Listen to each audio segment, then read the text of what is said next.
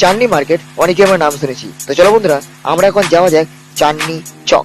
চলো। পাবে 500 টাকার আইফোন, কিন্তু সাবধানে দেখবে, কারণ যাচাই বাছাই করে তুমি যদি না নিতে পারো এখানে ঠকবে, একদম গ্যারান্টি। হ্যাঁ বন্ধুরা, একদমই গ্যারান্টি।